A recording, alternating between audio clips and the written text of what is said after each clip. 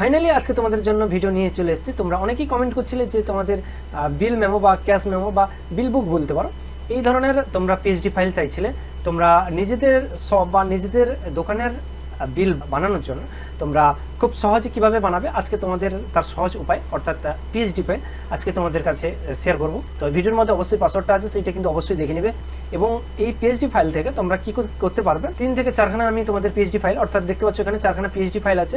এবং এই যে ফাইলগুলো পিএইচডি ফাইলগুলো দিব, সেখানে যে ফন্টগুলোর প্রয়োজন হবে সেই ফন্টগুলো বেশিরভাগটা আছে এখানে। যদি এই ফন্ট বাদেও তোমরা যদি ফন্ট নিয়ে কাজ করতে চাও তাহলে অবশ্যই তোমরা জানো যে আমার ফন্ট নিয়ে প্রায় 10,000 করে এরকম ফন্ট বা বাংলা ফন্ট আমি কিন্তু অনেক দিয়েছি, যেটা হিউজ পরিমাণে। আমি চাইলে তোমাদের ডেসক্রিপশনে কিন্তু লিঙ্ক দিয়ে রাখবো ফন্টগুলোর লিঙ্ক, অবশ্যই সেখান থেকে চাইলে তোমরা হাজার হাজার ফন্ট সেখান থেকে বা নতুন নতুন বাংলার ফন্টগুলো কিন্তু স্টাইলিশ ফন্টগুলো কিন্তু সেখান থেকে ডাউনলোড করে নিতে পারবে। সেখান থেকে তো ডাউনলোড করেই নিবে, কিন্তু ডাউনলোড করার পর তোমরা এই জায়গাগুলো কীভাবে রিপ্লেস করবে সেটা একটু দেখিয়ে দিই। তো তোমরা এখান থেকে যদি তোমরা একটু ভালো এডিট জানো তাহলে তো অবশ্যই করে নিতে পারবে। যদি তোমরা মোবাইলে একটু যদি আমার থেকে যদি একটু ভালো মাস্টার হও তাহলে তো অবশ্যই এগুলো এডিট করতে পারবে।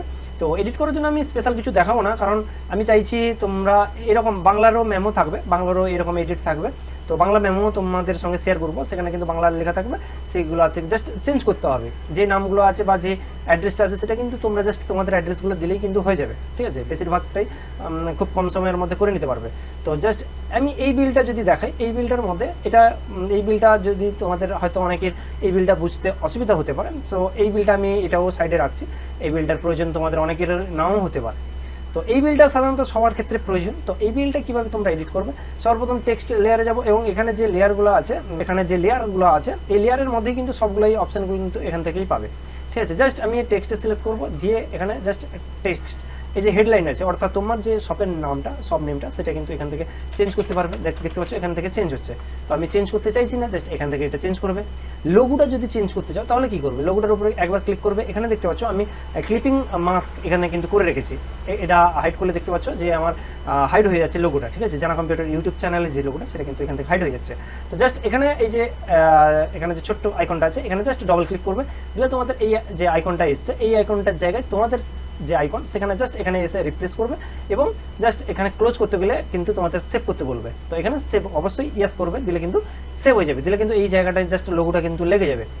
বাকি বিল বুক বা মেমো এই মোবাইল নাম্বার এই জায়গাগুলো জাস্ট চেঞ্জ করার জন্য সেম একই জিনিস, টেক্সটে ক্লিক করবে এবং যেটা চেঞ্জ করতে চাইছো সেখানে জাস্ট একবার সিলেক্ট করবে, দিয়ে কিন্তু যা আছে সবগুলো চাইলে তোমরা মুছে ফেলতে পারো বা তোমরা রিনেম বা চেঞ্জ করতে পারো।